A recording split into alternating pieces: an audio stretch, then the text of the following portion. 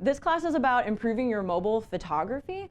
This photo was actually taken with my iPhone. I use the 5S. I try and upgrade as the new ones come out, partially because I'm in San Francisco and I'm actually addicted to technology. Also partially because every time a new phone comes out, the technology on the camera is so greatly improved, it's irresistible. So we'll get started. First, I want to tell you guys about me and why you should even be listening to what I'm saying on mobile photography. So the first thing is, I'm Jessica, hi. My username is JayZombie, J-A-Y Zombie on Instagram, and Twitter and Tumblr and everywhere on the internet. I am actually a San Franciscan, as mentioned earlier. I'm not from this coast, but I love it over here. And I'm a self-taught photographer. I don't have an MFA. I took one class in college. I learned basics. It was film. It definitely helped me. But everything I've learned along the way. It's been about 3.5 years of trial and error. I actually used to work at Instagram. So I was their community evangelist and the 5th employee. Community evangelist essentially means I was the voice and communication between the entire Instagram community and the company. So I would listen to what people wanted or didn't like, and then I would reiterate that, both with product stuff and then also with the blog. So I helped run our blog, and with that, I created the Weekend Hashtag Project. We were noticing that a lot of people were getting into photography through our application, not just as a way to share social media-wise, and wanted to figure out how we could engage that. And I came up with the idea to actually have projects every single week that would challenge people, teach them the rule of thirds, teach them perspective, teach them things that I'm going to talk about in this presentation, but really in a way that wasn't so direct, that was easy and fun to do, that could potentially result in a feature on the Instagram blog. And finally, my go-to camera is the iPhone. I have a lot of film cameras. I have a Canon 5D Mark II, I have a Sony RX1, I love all of them. But my iPhone is always with me, and it's the easiest camera, in my opinion, for me to use, especially as someone who is self-taught and doesn't really know a lot about pushing film or any of the fancy stuff. So that's kind of the thing that I love about iPhone and mobile photography, is that it's easy to pick up and you can just teach yourself. Quick question, with a show of hands, how many people here have an iPhone? Great, and then Android? Anyone with an Android? Awesome, cool. So we have an Android section. I'll go over it, but I'll go through it a little faster then, since it seems like everyone's using an iPhone. So the first thing I'm going to talk about is basics. A lot of you guys might already know this information, but for those of you who don't, it can be really helpful to just have a basic understanding of not only how your phone works when it comes to the camera application, but also general photography tips and things that are used in the industry. So understanding how your camera works, the #1 piece of advice I tell everyone is not to trust their camera's autofocus. It may stutter, it may focus on one thing and focus on something else really quick and you don't realize it. Tap to focus is my biggest piece of advice. Know where your subject is, tap on your subject, you will get the sharpest image. If you move at all, tap to focus again. It's such a basic tip, but it's something that I think a lot of people forget about or don't realize, and it can be extremely useful for getting the clearest and sharpest photos, especially if you're in a situation where your subject's moving fast. Kids, dogs, animals, tapping to focus and re-tapping to focus is going to get that sharp shot. The next thing is auto exposure and autofocus locking. So if you're setting up a scene and it's going to be stationary, maybe you're going to put your camera on a tripod and you know that the light's going to be consistent, I like using the auto exposure and autofocus lock. Basically what it does is it sets, let's say it's the front of this Golden Gate Bridge, and the light looks really good right there and you want the foreground to be in focus, it'll set that so it won't accidentally refocus somewhere else. Especially if you're just trying to take portraits of someone, they're sitting still. I like using that so I'm not constantly tapping to focus. Again, tap to focus is great, but this is perfect if you're in a situation where you know your subject probably isn't going to be moving around a lot and you want to get multiple photos. I also really like this for trying to get photos of people jumping. So if you're doing what a lot of people call a jumpstagram, having the focus right where you know their face is going to be can be really helpful. You'll actually get a much clearer and crisper shot, at least I find. The next thing is HDR. So you'll see a lot of these screenshots are with the new iOS 7. It's, I think, in a similar spot on the former one, but there's a little option where you can turn HDR on. I like to do this in situations where maybe the sky is blown out and you want to just bring some of that color back in. There are applications where you can fix the highlights, but I'd rather just have a good, clear photo. The HDR on the iPhone, I think, is really good. HDR applications, which I go over a little bit, sometimes can be too much. They can be too extreme. So you're going to end up getting a blown out area around trees, right? So the sky will be blue, the trees will be white and blown out. So I kind of tend to use it only in harsher light situations. Maybe it's noon and you want to shoot, for example, America's Cup, and the race is only at noon, so you don't really have a lot of choice on your lighting. Sometimes I'll use HDR on. Now with that example, boats are moving fast, so you might actually get some blur. So it's definitely good for things that aren't moving too quickly, unless that's what you're going for. So if you want like blurred motion, that's something that you're excited about and into, maybe someone runs through your photo area, then you can actually get like a pretty cool photo if you do HDR of like maybe 2 of them. So experimenting is fun with this feature, but I enjoy it in really harsh light. The next thing that I talk about is flash versus natural light. I am a natural light fanatic. I just don't ever turn my flash on, ever. I maybe do if I'm sending a text message to someone and I'm like, the lighting's not great in here. There are accessories that are really great flashes for the iPhone that you can actually plug in kind of like a hot shoe, either to the bottom where the headphone jack is, or you can attach it. Those are a better option. Honestly, and we're gonna get to it, I would just prefer to shoot with the QX100. It's great at night photography. I think that the iPhone just isn't there yet. And they're trying to compensate with the new flash where it will either be, I believe, blue or cools or warms, and it can assess the scene. I still don't love it. I prefer not to use it. The next point is zooming. I don't zoom. Don't use pinch to zoom. That's my personal preference. You're just not gonna get a crisp, sharp photo. I'm sure some of you have tried and seen. My favorite is when people go to concerts and they pinch to zoom in on the celebrity and they're like the most blown out, pixelated. It just doesn't really work. It kind of looks like the Pac-Man ghost sometimes a little bit, right? So I prefer, if I need to zoom in on my subject, to actually edit the photo, take it completely zoomed out, and then maybe if I'm going into Instagram, crop. Pinching and cropping will give you a slightly sharper, slightly crisper photo. It obviously still affects the image quality a little bit, but not nearly as much as zooming in using either your Android or your iPhone zoom. Yeah, I tried not zooming or moving your feet. You'll definitely notice. If you can just get closer to your subject, do it. How to hold your phone to get the best shot. I have shaky hands. I don't know if other people do, especially if like I'm taking a photo of a celebrity or something. I get real excited, a little adrenaline rush. It's really awesome, but then you're doing this, right? Or maybe just a little shake. Everyone has it. I actually try and always put my phone on something to steady it. I usually hold it like this and then this.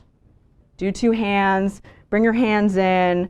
It really helps. I take a lot of portraits like this, which seems silly and weird, but you'll get the sharpest photo if you can actually stabilize your phone. Because your phone's just this, right? You see people with big DSLRs, they're probably holding it with 2 hands. Even if they're doing this, they're probably holding the lens. There's a reason for that. You know, you'll get a good, clear, stable photo, especially with your iPhone. It's just this tiny little thing right here, right? So I definitely recommend, and the selfie joke is just a joke, but I definitely recommend, you know, holding your phone really steady, or resting it on something if you can. I also like using a tripod in a lot of situations too. So another fun pro tip, which also speaks to the holding your phone, is that you can use the volume up button on your iPhone as the shutter.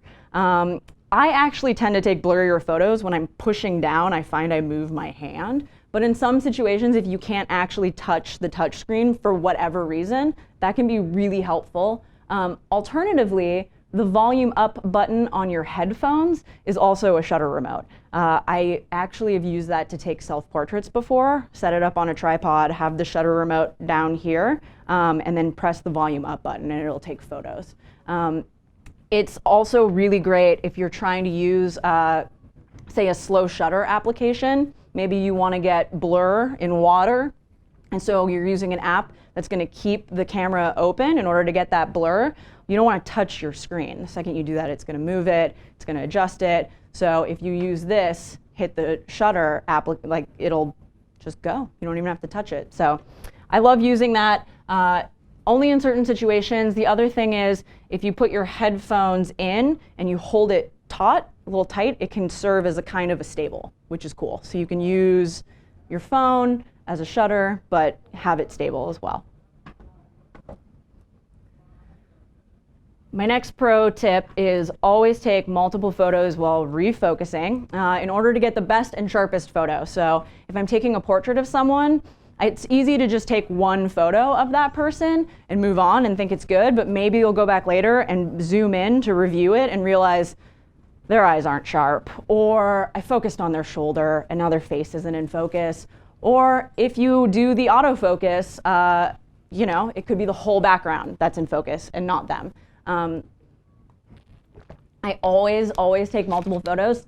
That's not a photo of my screen, but if it were a photo of my screen, there would just be about 10 to 15 photos of every subject over and over again. And they're all different photos. I'll go back and I'll pinch and zoom and make sure that I'm going to select the sharpest image, the image that has the part that I want to be in focus, in focus.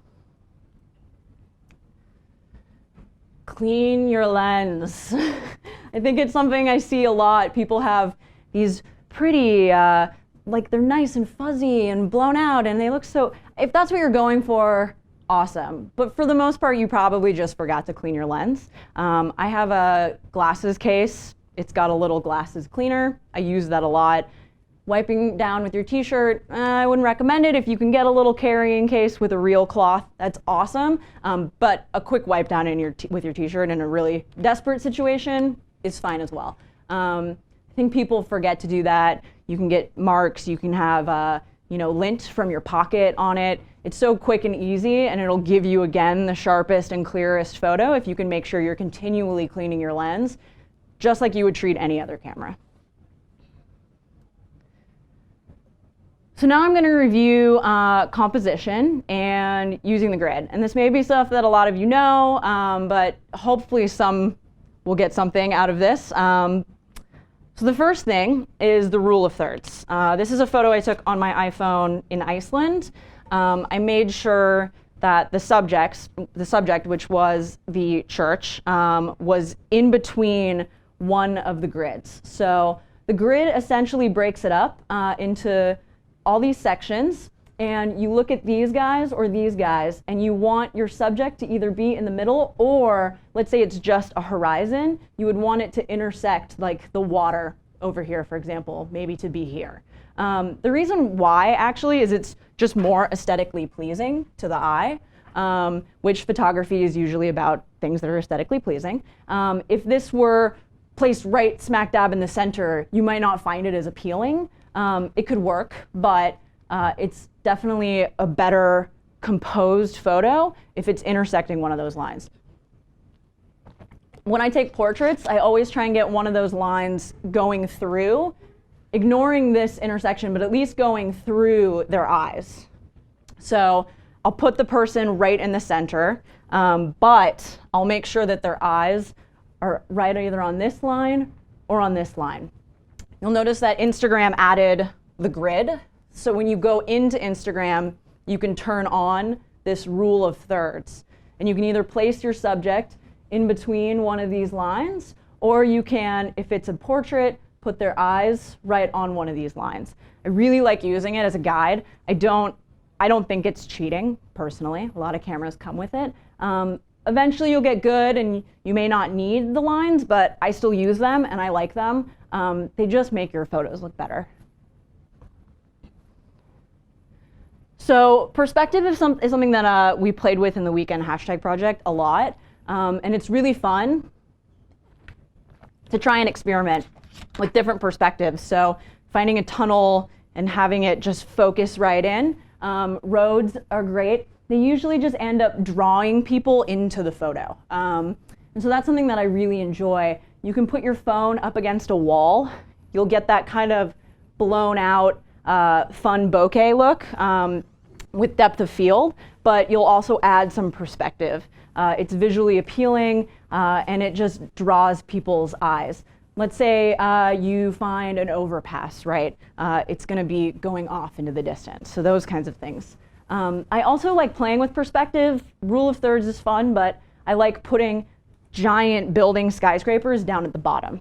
You know, a tiny horizon. There's actually a hashtag on Instagram, and that was one of our weekend hashtag projects. It's fun to play with perspective. If you're at the beach, putting your phone down on the ground, getting the water in the background and the sand super close up. So that's another fun thing. And then, straight horizons. I am a huge supporter of straightening your horizon. I think a lot of people get to the water or get out on a beach or get somewhere and they take photos and then they're crooked. And they just don't think about it. It's not natural. It doesn't just make sense that you should straighten that sometimes. But there's a lot of applications, which I'll cover later, that will help you straighten your horizons, including Instagram. They added it again to help people make more aesthetically pleasing photos. Finally, break all of the rules. So, like I was saying with perspective and rule of thirds, I contradicted myself, right? Rule of thirds, you're supposed to put it right on that line, but play around. If you want to make a tiny horizon, make a tiny horizon and have a big sky. But do it with intent. You know, don't just have a crooked horizon that's like this. Have one that cuts through the photo, right? Confuse people, use fun apps, but do it in a way that's intentional in order to create something new. So now I'm going to go over some tips for specific photographic styles. And I'm going to bring up the dreaded food photography. People really love taking photos of their food. A lot. And I love seeing photos of food if they're well composed and beautiful photos. One of my friends, Sonia Yu, is a food photographer. And what she likes to do is actually grab a chair at a restaurant, set up the table, so before anyone's had a chance to eat their food, which is torture and rude, and your friends won't like you for it because they want to eat their food, but stand on a chair over the table and get a top-down photo. Maybe your friend's reaching for a glass. You know, maybe someone's ready to eat because they're really upset that you're taking a photo. But stand over it and hold it straight, tap to focus again, and take the photo of the table top down. It looks beautiful. It's not the typical close-up, like what is that, meat or potatoes or what's happening there? I don't get it. This obviously is not the greatest example. And then the other thing is well lit. Dinner is awesome. I'm sure your dinner is wonderful. You are probably in a kind of romantic place with good mood lighting. Don't. Just, you know, if you don't have good light, maybe just eat your food and enjoy it. Try and sit by a window with light. That's the other thing. Sonia, if I go out to lunch with her, will ask, can we actually sit at that table specifically? So she can get a table that has a lot of light coming in. They do this right in this photo. So that way it's a good, you can see everything, you're not confused, right? So food photography, don't be afraid of it. Just try and do it right. The other thing, let's say you made something that's got a pile, I don't know, maybe it's a pie or whatever, you can put it up on like a pedestal and get a clean background, a white wall in your home, and maybe put some accessories like a flower or some of the ingredients that you use to make it. Kind of set up a still life using your food and capture a photo that way. So food photography is laughed at and a big joke on Instagram, just like latte art, but you can do it in a way that's beautiful and that comes across, you know, as being creative and not necessarily cliche. So the next is concert photography. We already talked about zooming in, try and avoid it. The new iPhones actually make this a lot easier. They take low light photos that are very crisp and very sharp, and the video that they can capture is also amazing. But if you're using an older camera, that autofocus auto lock that I mentioned may be a good option if you are standing in one place and maybe the singer stops and is talking with the audience for a minute. A lot of movement, a lot of red light isn't going to get you a good, crisp, sharp photo. You can see here there's like blue light and he has a light on his face and it's a little blown out because it's red, but those blue lights are kind of like the key moments when the lights are changing. It's definitely possible to get a good, not cliche concert photo. Another thing I love doing is going all the way to the back of the room and just getting all the people. So everyone wants to see their favorite singer and capture that photo, but it may be cool to just capture the ambiance of the room. So concert photography is fun, but it's something that a lot of people maybe don't do so well. I went to a metric show and I think I took 300 photos that night, which was too many and I did not enjoy the show. We'll say that right now. Not with Lou Reed. Ugh, I wish. It was at the Fillmore though, so it was still pretty cool. And I took so many photos, I only got one that was sharp, in focus, her face was well lit, she was playing an acoustic song, so it was mellow and she wasn't moving around a lot. And I honestly probably could have enjoyed the rest of the rock show and just waited for that one opportunity. So, not to say that, you know, it's not possible to capture good photos, but sometimes maybe it's better to enjoy the concert, wait until there's a mellow, chill song, you know they're not going to be moving around a lot, or in between sets. Portraits. I love taking portraits. Instagram community does not love portraits. I'm going to fix it. And so will this guy, John Keatley. So John Keatley is an amazing professional photographer, but he uses his iPhone to capture all of these portraits. He basically finds amazing natural light. He uses the natural light hashtag a lot. You know, he's lucky, he can seek it out and he has that eye, and he can get a photo that's just crisp, in focus, beautiful, well lit. I think the key things, and you can see here, he has all different kinds, is don't just get stuck with the face on. Ask people to move around. It feels a little strange to ask people to, hey, can you tilt your head this way? Hey, can you put your chin down? But it's gonna result in a better photo and they'll probably be happier. Another thing that I do, and it's a key that I do with portraits, is I always check the photo. So I ask them to stay in that position and I'll look at my phone and I'll zoom in and make sure it's sharp. If it's not, I'll retake it. If there's a stray hair, I'll retake it. So, you know, if you're photographing strangers, I find it's best to be really thankful for their time the entire time. Thank you so much for your time. One more minute, I really appreciate it. Communicating while taking portraits is gonna get you, you know, really funny portraits like these ones. So giving feedback, and then also, you know, he has these beautiful kind of face on. I think the key, at least in my opinion, is just finding good natural light. That's gonna get you a great portrait if you're keeping in mind the focus. So judgment hour. I know a lot of people that will take photos and while they're taking them, they're deleting them. They're just going through and getting rid of them. This isn't good, this isn't good. I'll only delete a photo if it's like really out of focus or super blurry. Like it has to be a bad, I took a photo of my feet on accident. I really don't delete photos.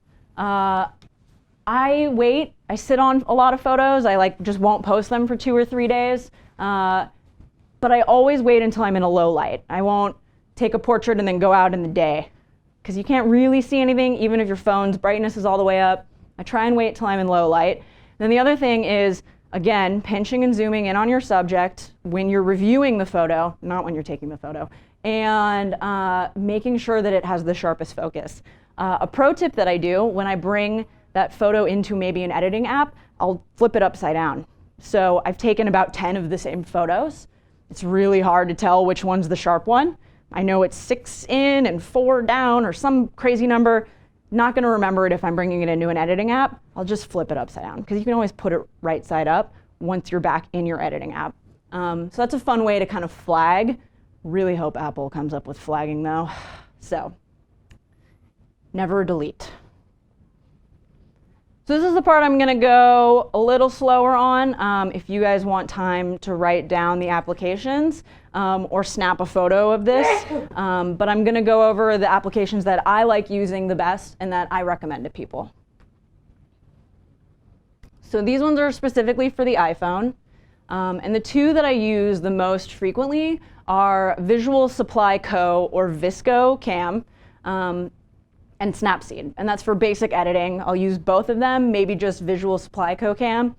I think I use Visco far more than Snapseed. Snapseed, in my opinion, is kind of good for tweaking, but we'll go into that. So this is what Visco Cam looks like. You can see there are filters, a filter selector on the far image. They range from everything from a natural, vibrant light to what they consider portrait. They have moody. All those M's are for moody photos, so they turn them like really dark green. You can really experiment. The thing that I love the most about it though is if you tap on, say, M3, and then you tap on it again, you can bring the slider down. So maybe it's really intense and super moody, and you only want half moody. You can bring it from a 10 down to a 5. So you can actually make your photos look beautiful and have a filter without over-processing or overdoing them. If you tap that little arrow up, there's also basic editing. So you can use exposure control and brighten up your photo. You can, let's say the shadows are really dark, bring some of those shadows back up and maybe add a little contrast so it doesn't look too blown out. So there's a lot of control. I also love their highlight feature. So let's say you're taking photos through trees, you want to bring some of the leaves back because the light behind it was blowing them out. You can bring up the highlights so that way you're going to get the leaves back and the detail there back. There's a sharpness feature. I like to avoid it. Not my thing. I feel like if your photo's sharp, it's sharp. When you're in this editing mode, you can pinch and zoom in on the photo to make sure, again, double check that your photo's in subject, or your subject is in focus. But it's kind of a degraded quality in this application. So you're going to notice, oh wait, I thought this was the sharp photo. When they import it in and they give you this preview, it's not the high resolution. So keep that in mind. And the other thing is they give you the option to upload it directly to Instagram from this app. I avoid doing that. I like to save it to my camera roll. The API is somehow degrading the quality. So when it brings it right into Instagram, you're actually not getting as high of a quality photo. So I choose not to do that. Always save to your camera roll, Snapseed. There's a lot of apps that have that quick upload. I don't necessarily think you're getting the highest resolution photo. The other great thing about this application is you can control focus and exposure separately. So let's say you're trying to take a picture, it's a landscape, you're tapping on the subject that you want to be in focus, but it's making everything super dark. Okay, well, you tap on one of the shadow areas, now your foreground's in focus and not, let's say, the background. It's this frustrating experience and you can't get it in between. I open Visco, and what you do is you tap with 2 fingers, and then you get focus and exposure. So they want the book in focus, maybe there's some harsh shadows towards the bottom, they're gonna bring those shadows up by bringing that exposure area down there. So if you bring it over to the shadows, it's gonna brighten the photo. It's really cool. I like that. There's a few other apps that do this, like Camera Plus. I think it's great and probably a feature that will get added to Apple's camera, but maybe not. They also have a great community. They feature a lot of good artists for inspiration. I really love that. And I usually check it out it's in the application as well. So the next one is Snapseed. You can get really crazy in this app. Like, I don't know if you see this vintage photo down there. That's crazy. That photo is purple. I don't understand it. I like to avoid doing that. I like crisp, clear, you know, I call that app dancing when you start getting into that style. It's fun, it's cute. It can be a little lomography vintage. At that point, I'd rather just shoot with a Lomo camera. I like keeping my digital photos pretty crisp. So I kind of tend to avoid everything in this application that's either down on the bottom, or if you're on the iPhone, you're going to slide all the way to the end. I kind of just pretend like that doesn't exist. But there's this amazing thing called selective adjust. So let's say you have a really harsh shadow in part of your subject, just part, you know, it's a beautiful scene, but there's just this big shadow that you want to bring up. And you don't want to bring up all of the shadows. So, you know, you've brought it into ViscoCam, you're bringing the shadows up and it's making everything else look horrible. You can bring it into here and you can tap on that shadow. You can pinch to bring that area as the adjustment. So it's selecting just that shadow, and then you can bring the brightness up. Maybe bring the contrast up a little bit to make sure it's not too blown out, but you can specifically choose that place. The other thing I like to do it with is portraits. So let's say the background is amazing, super moody background, maybe it's a dark wood, but it means that their face isn't quite as bright. And so I'll bring it into here, I'll select their skin, and I'll bring up the brightness just a little bit. So it's kind of fun to experiment in this application. I tend to avoid autocorrect. I don't know that they know what they're doing with that. It's okay as a beginning to kind of figure out, okay, what is this app trying to do? Like, what do they think is not right? I don't love it. You can also straighten and rotate, which is great. Straightening is wonderful. And you can square crop. There's a new details section. I don't really use that too much. There's something called center focus though in this application where it's essentially vignetting, but it will brighten up the middle. So if you want to focus on a subject, and let's say your subject's off to the right because you're keeping in mind the rule of thirds, you can actually bring the center focus there, and what it will do is it will make the outer part darker. So it adds a little vignetting, and you can control it too, which is really great. So it'll add a little vignetting and then brighten up the middle. So maybe the eyesight, when people look at your photos, will be right on that subject. I enjoy using that one from time to time, but I, again, always go in and I tweak it. Their default setting is a little harsh. So you can slide in order to control it. With both of these apps, they're really overwhelming. When I first opened this app, I was like, what is this? I don't even know. And I deleted it from my phone. So you go to open it and you're a little intimidated, maybe use this photo. They give you a sample image for a reason. Bring in a photo that you like but think can improve, and just play and have fun. You know, experiment. Same with Visual Supply Co. camera. It's a little intense and overwhelming, and it can be confusing until you really take the time to learn the UI. But once you get the interface down, it can be an extremely useful tool. You know, it would be like if you picked up a real, like, fancy DSLR camera and were just like, what is this? No, and threw it back, right? And there's gonna be a learning curve. There's gonna be some time. So, you know, I found when I first opened this, I was like, oh, what? I'm overwhelmed. But you'll get there. The other great thing is, at least with Visual Supply Co., they have a wonderful blog with video tutorials. So you can go in and watch all of them for free, get to know the application and how they're recommending you use it, and then have fun and make your own, you know, your own path, your own style. There's also editing with Instagram. So Instagram has filters. Everyone knows that. It was the fun, catchy part of Instagram. But some of them are really harsh. Never use Lord Kelvin, please. I don't even think it's called Lord Kelvin anymore. Just avoid. It's not, I don't understand that one. So there's a lot of filters that are just really harsh. But this is a good way if maybe the other editing apps are a little too intimidating and intense to put your foot in the door. You know, focus on composition, focus on perspectives, start taking portraits, but stick with the least destructive filters. Amaro, Valencia, Rise. They're really, really great filters. You know, there's a few others. Willow is pretty good, but it can be a little harsh and a little intense. So I always recommend, if you're going for just crisp and clear and beautiful images, these are kind of the ones. And then don't use a border. There's an option to toggle borders on and off in Instagram. I believe it's default on when you first download it. You can just tap that little border icon in the far right corner and turn them off. Because they're cute, but 10 years from now, are those going to be cute? Maybe not. So I find that I look at my old photos and I'm like, oh, those borders, just ruining that photo. So that's my biggest piece of advice. Try and avoid the border fun. So I touched on this a little bit. The photo that's in the background you can see I took when I went on vacation. I put my phone on a tripod. I put it on the ground. I wanted to get a photo of the Eiffel Tower, but there were like 1 billion people there. And I was like, how am I even gonna get a photo of this? There's so many people getting in my way and walking in front of me. So I used the Average Camera Pro, and what it did was it took a ton of photos over and over and over again, and you got this kind of ghosting effect. I did the same thing again when I went to the Louvre. I stood very still. It was funny because I found out who was on their phone for a minute at a time, just staring like this, because there would be some men. It'd be all blurry, me and some man just like this. So that was funny. I had to do that one a few times. But you can get these kind of cool ghosting effects if you have people in your photos.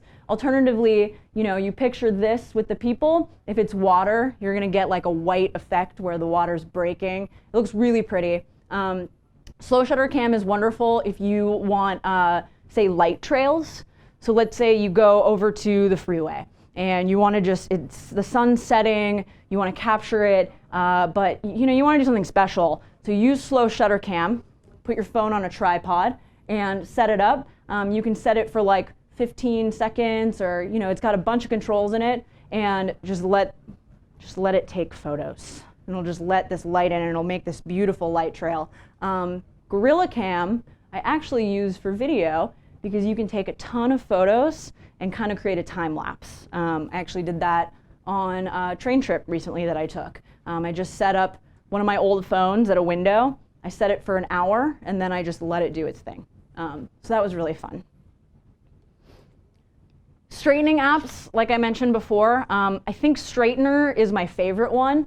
It gets really fine. You can actually choose to increase with that plus and minus. You can choose to increase those grids.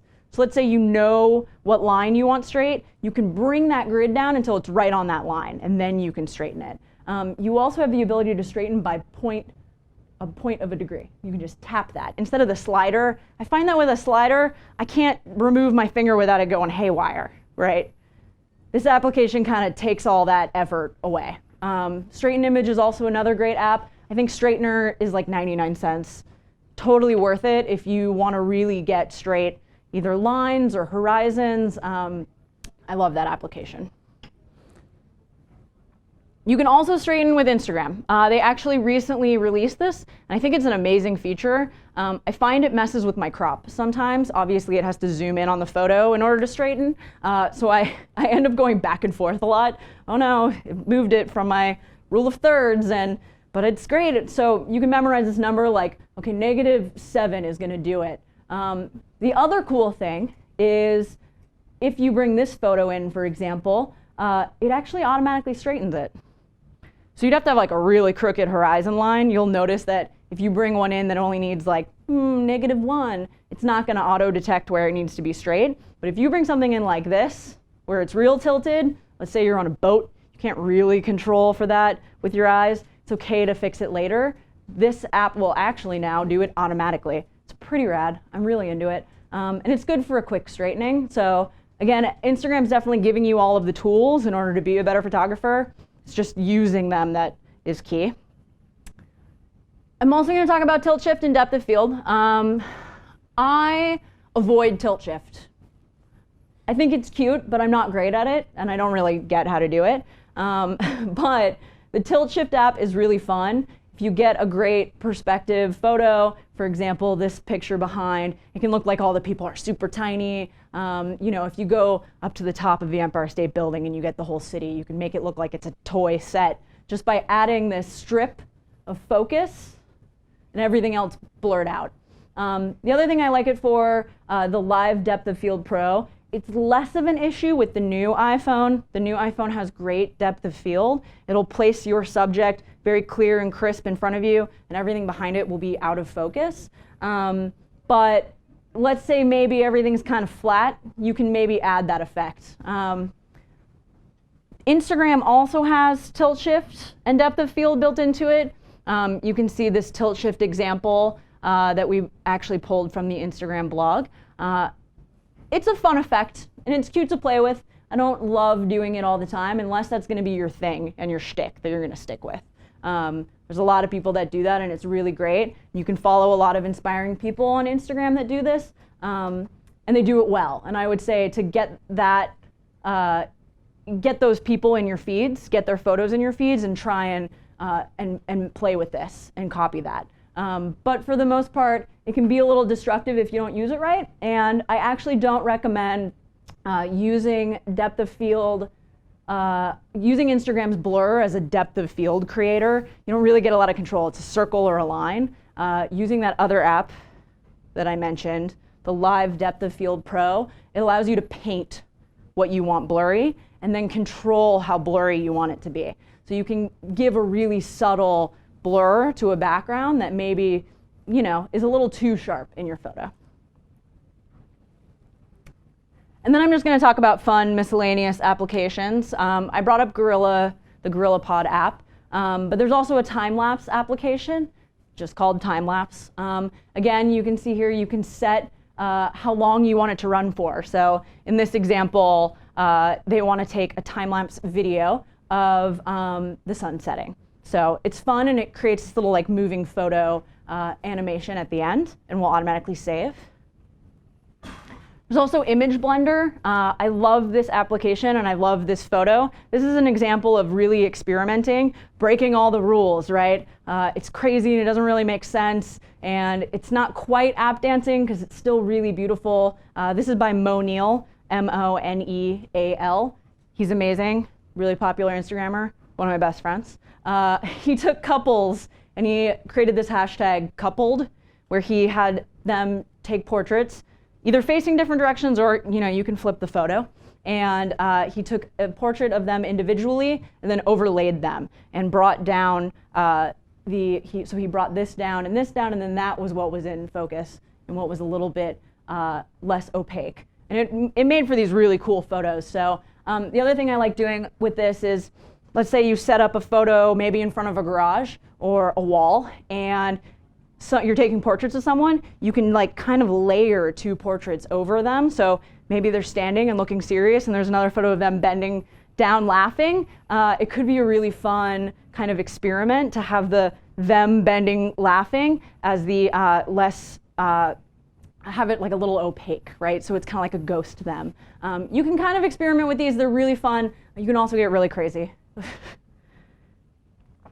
I am a huge cheater. I use touch retouch. It is content aware fill, and if you don't know what that means, basically what it does is it removes unwanted portions of your photo. So you can see there are all these holes in the wall, and they're fine, they're not that distracting, but I'm a perfectionist and it's obnoxious.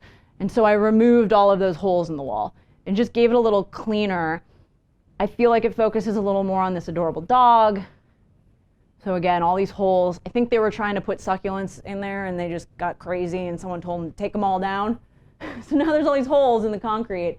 But again, this is really fun. So if you take a photo and you find that there's an outlet in it, and it's just this big outlet, and it's right in the way, and you're like, why is there an outlet right there? You can open this application, paint the outlet, and make it disappear like magic. It does not always work. Let me tell you, there's some funny touch retouch mishaps. So, you know, do it if it's seamless like this. This is easy, it's tiny little things. It's gonna have trouble removing a whole car. You know, I've tried. So don't do that.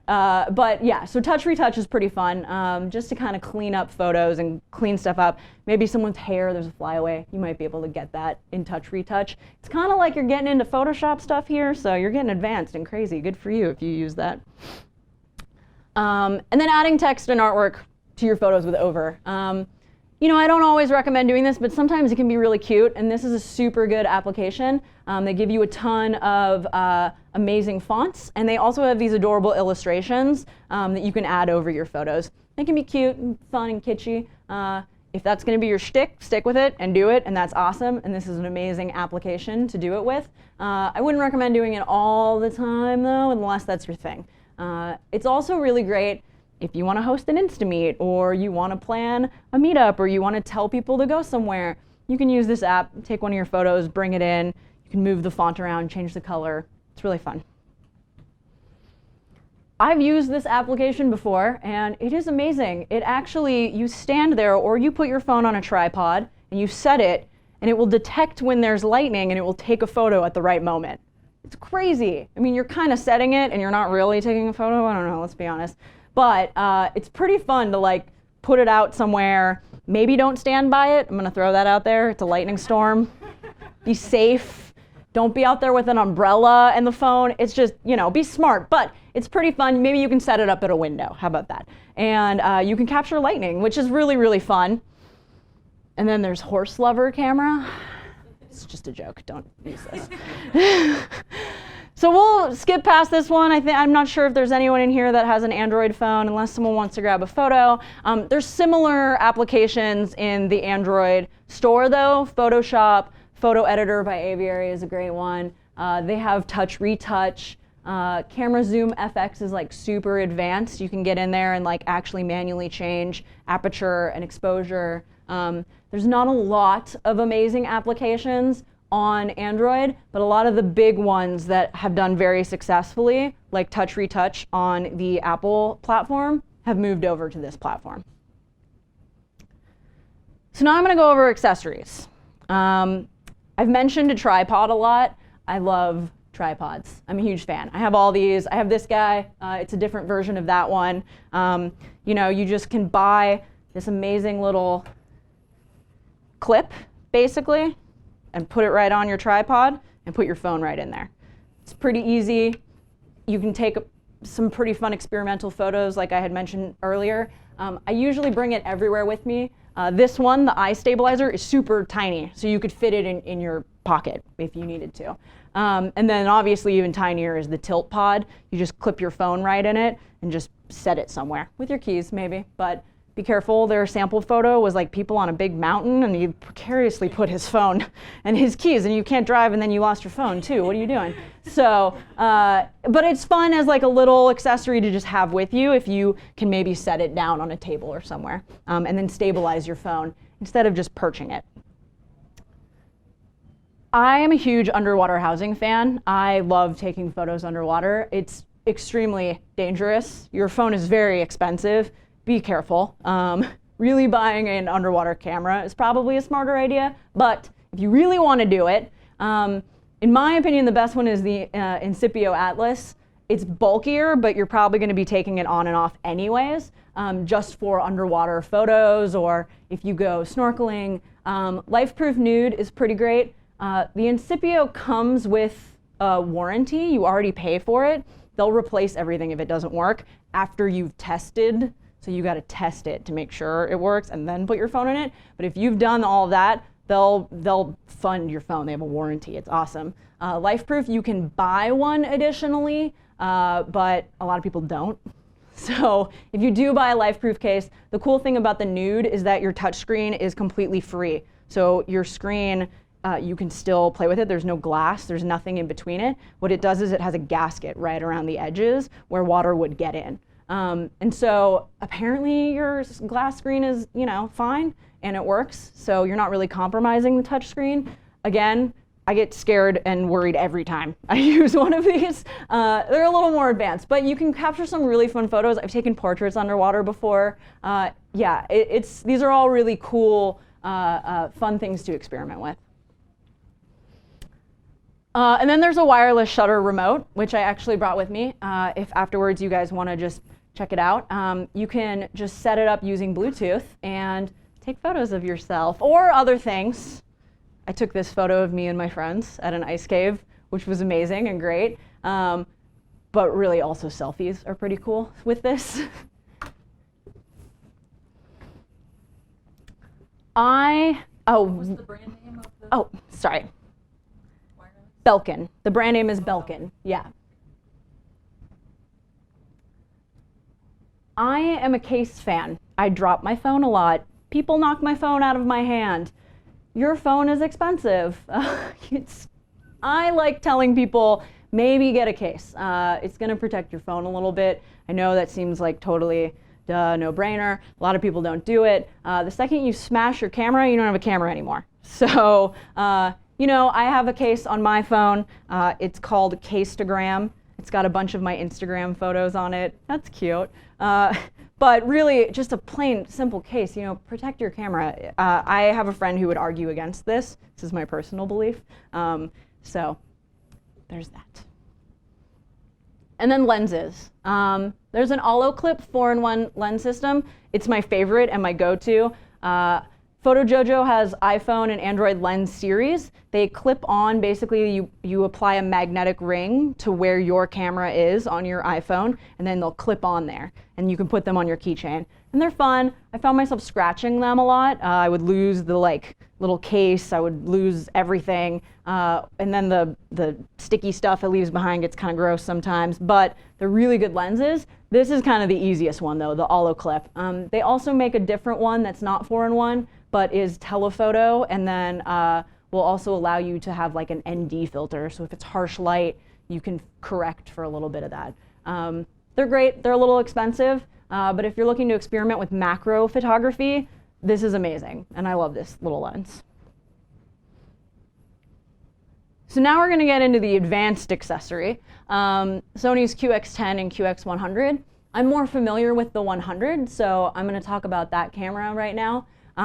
This is essentially a lens that a lens-like camera. So it's its own camera, but you use your iPhone as the viewfinder, which is really amazing. The QX100 has a Zeiss glass in it, which is incredible. Everyone knows that name.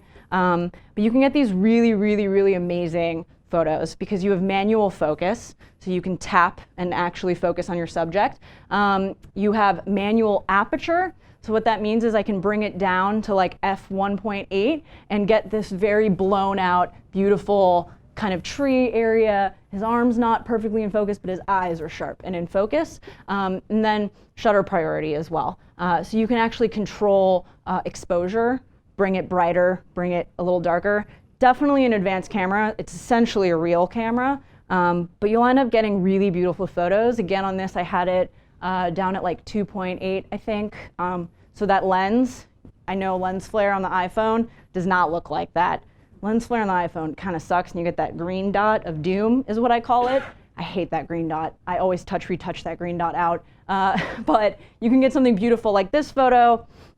This was taken as the sun was setting. In my opinion, the sun setting is right around when the iPhone stops being useful. I could never get this photo with my iPhone. It would just be blown out and not really this sharp. But this camera at night on a tripod, because it has a tripod mount, is actually really, really incredible. So I actually love using that camera for night photography specifically. Again, because it's kind of its own camera, you're getting outside of iPhone photography a little bit, but it's a great accessory to have if you want another stepping stone into professional photography. So if you're considering, okay, DSLRs are really expensive, how do I approach that? What is the next step? What do I do? How does that get less scary, especially at that price point? This is an incredible camera. I actually really love it for night photography.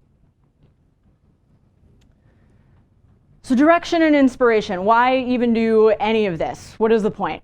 And then how do you kind of get started? So the first thing is building your audience. I've brought up Instagram a lot. It's a great photography tool, but it's also a really amazing community.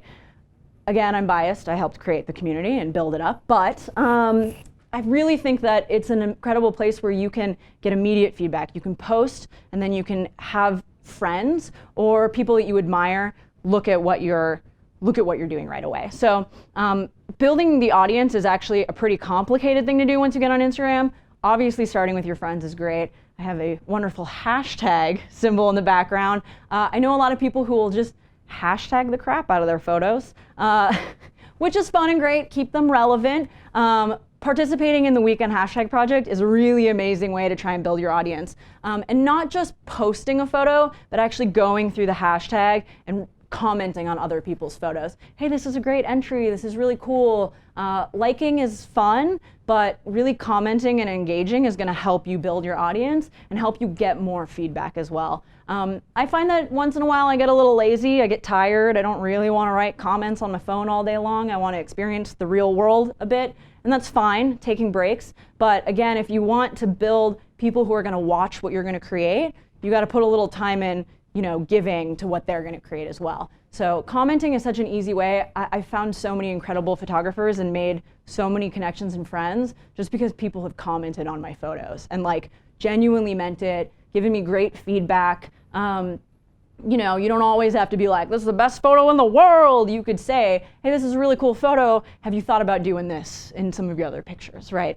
Providing good, constructive feedback is going to help people be like, oh, hey, that's a good point. I'm going to go to their feed and check out what they're doing. So it's pretty easy to build your audience if you're willing to put the time in. Getting out and exploring. I can get stuck at home, totally. It's easy, or you're going to work from your house and you have the same route that you take because it's the fastest one and that's the one that you like and you're going to stick to it. Darn it. Don't go a different route, right? Find another block. Just go 2 blocks over. Maybe you're going to find the most amazing flower shop and she's giving someone a flower and you get that photo, right? And you capture that moment.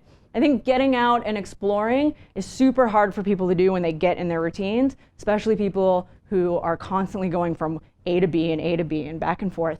But if you can get out there and try and challenge yourself and see new places, you're going to get better photos and then you're going to end up as a better photographer. And again, similarly, challenging yourself and breaking out of your comfort zone. I used to hate taking portraits. I thought I was so bad at it. I didn't know how to talk to people when I was taking their portrait. I felt awkward and confused. But the second I just decided, stop that. That's crazy talk. You're never going to get better unless you're doing it. I really found that I was very comfortable and much happier taking portraits of people too as a photographer. So really just stepping away from your comfort zone. I think one of the best things that I did was I just went out in San Francisco and I took a ton of photos of strangers. I was like, this is the scariest thing to me.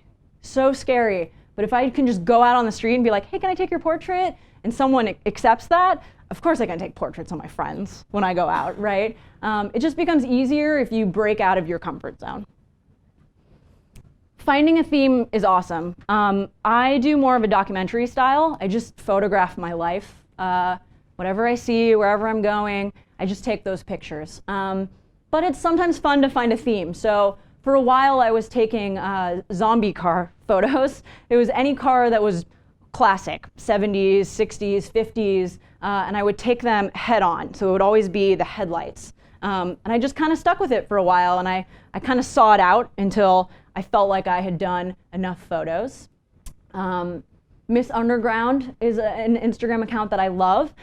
She just takes photos of all the London Underground. That's her entire account. There's another account called Phone Booth, similarly to this, where they just take photos of old phone booths. Phones are missing or placed on the top, and it's just really funny. But it's a cool theme. They really just, you can see how it just comes together. This is my friend Emily, Thug Life Forevs. She has a lot of different themes that she's always working with. She did a food series. You can see she did a candy series over in the corner, so that's a different one. She does these amazing things called chameleon portraits, where she'll have someone wearing a t-shirt and the background is their t-shirt's pattern behind them, so they kind of blend in and it's just their face. She's really good at experimenting with different themes, seeing them out until maybe there's 10 photos and then starting a new one. That's really challenging, but really, really fun, and the photos are incredible. And there's always dog accounts. I actually have an account for my dog. This is not my dog, but similarly, I just like sticking with a theme. It's a fun challenge. Maybe I don't want to do it on my own account because dogs are great, but you know, there's an audience for that and a time and a place. This is Trotter Pup. It's actually Sonia Yu, the food photographer I mentioned earlier's dog. And this is also a great segue into using props. She always is using props with her dog. It's just the cutest darn thing in the world. But it's not weird to just have an account dedicated to your dog if it's making you a better photographer. Don't fear props. You know, it can be weird and you're like, oh, American flag, I guess, but it can be a cool challenge. You can get beautiful photos. You know, the umbrella photo's been done, but these are done really beautifully. You know, so if you can take the horse head mask, something fun and silly, and like put them in serious business situations and do a whole theme where you ask strangers to put a horse head mask on as they're going to work in the morning, it's gonna be a really cool idea, right? I mean, that's fun, it's a challenge. But this is Ravi Vora. He sometimes does, like, for very short, maybe 3 or 4 photos, these kind of themed things. He had one that was like Ravi's red ball, and he was just bouncing this kind of kickball around LA and taking it when it was midair. Super easy idea, and you're challenging yourself. You're trying to, you know, develop your style and get better. So this is a big thing. Form editing habits, then break them. Create themes, stop doing them when you've seen them through. I stopped taking zombie car photos. I get people asking me a lot about that, but I just felt like I'd seen it through. I'd done the series. I'd taken a lot of photos of the front of cars to the point where I was seeing the same ones over and over again, and I wasn't feeling challenged anymore. Same with editing habits. I actually used to only post photos that were filtered in Brandon. It was a really cool period of my life. Really cool, because it's a very cold filter. But I had to break them. I had to learn something new. I had to do something different. You know, I got really moody recently. I was taking a lot of very dark, very shadowy photos. That was fun. I recognized it, and I had to break it. Going to your Instagram account, if that's where you're choosing to share your photos, and looking at that top grid that they create is a really good way to see, what's my habit right now? What's this theme that I'm doing? And am I challenging myself by doing this? You know, if I'm posting a lot of teals, I'm using a filter that's giving me really teal blues. Is that cool? Am I going to be happy with that later? Or do I need to move on? Should I go do something else and challenge myself? Take photos of everything. If you are the person that is making your friend late while you're trying to get somewhere because you're taking cool photos, it's fine. You're doing it right. If you're tired of taking photos, that's a bummer. Go take more photos. Make yourself get out and explore. Make yourself take more photos.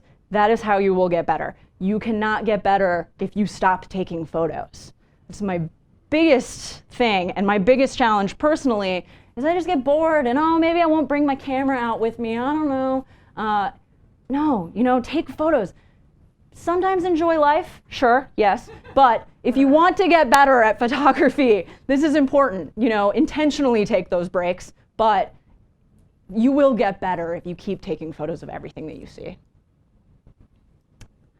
So the importance of sharing. I've already touched on this a little bit. That instant feedback is gonna help you grow. So when you put it on Instagram and people are immediately saying, this is amazing, this is so great, I love the light in there, it's wonderful, you know that you're doing something right.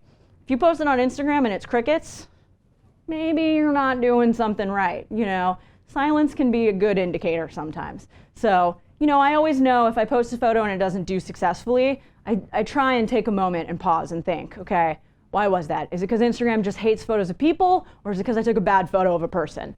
Probably took a bad photo of a person. People don't really give a lot of negative feedback on Instagram. So I always try and seek advice from photographers that I like. So, you know, go up to someone kind of like a portfolio review and ask if you can have coffee with them. 30 minutes. You know, can we check out my feed? Can you tell me what's going well? Leave comments on their photos if you're just Instagram only. Hey, let me know what you think. I took a photo recently. I thought of you when I took it. I would love your feedback. So simple. I've had people do that to me, and I love giving them feedback. You know, I think it's hard to accept criticism. They can be really harsh. They can hurt. You can feel like you're a bad photographer, but they're gonna be helpful. I find that this is the only way that I really grow. And a lot of the times I have to just rely on my friends for the harsh critiques, or people close to me. Everyone's afraid to kind of leave anything other than a trolling comment. You know, let's be honest, a troll being like, this is dumb, that's not helpful. But if you get a real, genuine critique on a photo that you're proud of, or maybe that you think could have used some work, it's actually gonna help you improve. So ask for them. Don't be afraid. It might hurt, it might not feel like you're on the right path, but you're gonna get good advice. That's it, done.